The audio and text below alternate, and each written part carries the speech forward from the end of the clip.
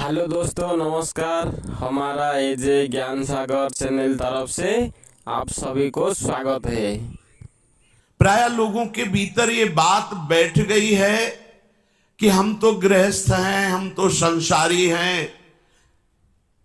तो ये जन्म मरण तुम्हारे इस भाव से रुकेगा नहीं। गृहस्थ और संसारी तो तुम्हें भोगों का लाइसेंस थोड़ी मिल गया है कि तुम स्वतंत्र हो, जितना भोग चाहो भोग सकते हो।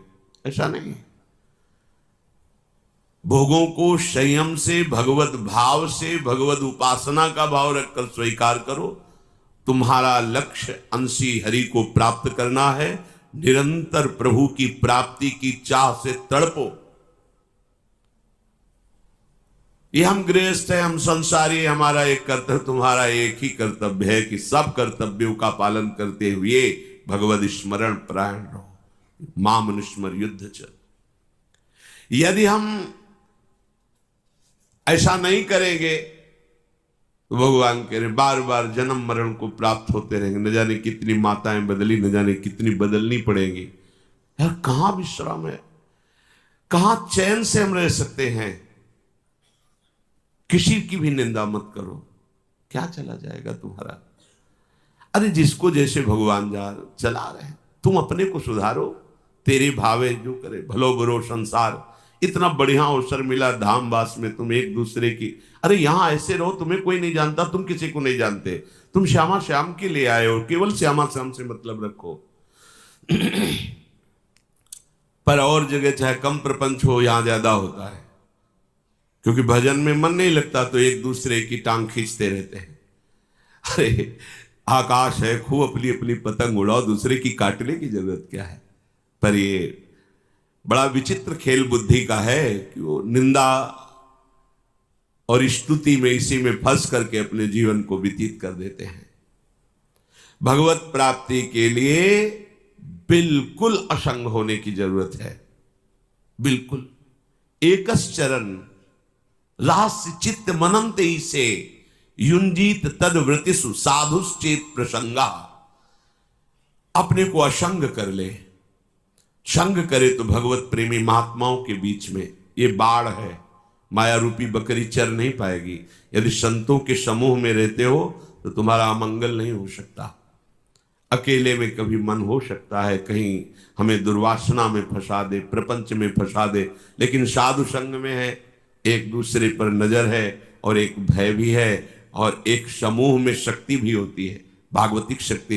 एक अकेला भजन करे, 100 लोग भजन करे तो उसका एक समूह का जो पावर होता है वो उनमें 2-4 अगर भजन में मन नहीं लग रहा तो भी लगने लगेगा। वो पावर भजन करवा देता, वो परमाणु भजन करा देते। कलो संघो शक्ति। अगर संग मिलकर नाम कीर्तन किया जाए, भजन किया जाए तो बहुत जल्दी मन प्रभु में लग जाए। बड़े रहस्य की बात श्री भगवान कह रहे हैं। ये अनुभव होता ही है, हर संत को, हर भक्त को होता है। आगे चल करके मया तत्मिदं सर्वं जगद व्यक्त मूर्तिना मत स्थान सर्वभूतानि न चाहम ते सुवस्थितः। गूढ़ बात भगवान कह रहे। न च मत स्थानि भूतानि पश्चिमे योगमैश्वरम भूत भ्रन्न च भूतस्थो ममात्मा भूत भावन। ये संसार मेरे से व्याप्त है। पीछे वर्णन किया गया था कि जैसे सूत की माला में सूत की ही मणियां पिरोई हुई है, तो पूरे माला में क्या है? सूत है। सूत की मणियां सूत के माला में पिरोई हुई है। ऐसे ही पूरा जगत केवल भगवान ही है। समझ में नहीं आ रहा, बस अविद्या के कारण। मत्तः परतरम नान्यत किंचिदस्ति धनंजय। किंचन मात्र कोई मिलावट नहीं, केवल भगवान है सब कुछ। भगवान कह रहे मया तत्मिदम सर्वम जगद व्यक्त मूर्तिना। ये सब का सब संसार मेरा ही स्वरूप है, मैं ही हूं, पर मैं अव्यक्त रहता हूं। व्यक्त में कौन है? अमुक नाम, अमुक रूप, अमुक व्यक्ति, अमुक घटना, अमुक पदार्थ, अमुक परिस्थिति। बस इसी नाम रूप से बच जाओ तो जान जाओगे भगवान है। जब हम किसी व्यक्ति से परिचय बढ़ाते हैं तो भगवान से परिचय छूट जाता है, और जब हम भगवान से परिचय बढ़ाते हैं तो व्यक्ति शब्द हट जाता है। फिर सर्वम केवल एक प्रभु श्री राम में सब जग। उपासक इसीलिए उदासीन रहता है, उदासीन, न किसी से मित्रता न किसी से शत्रुता, क्योंकि वो व्यक्ति का परिचय नहीं मानता, वो प्रभु का परिचय जानता है।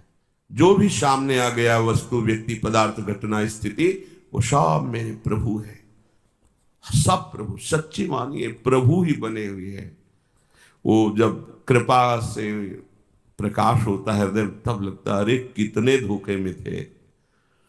जिनको खोज रहा था वो कहीं खोजने से नहीं मिलते, उनको मान लो और उनका आश्रय लेकर भजन करो तो मिल गए। फिर आप खोजने पर नहीं मिलोगे। मेरे को भगवान मिल गए हैं, यह अज्ञान का शब्द है।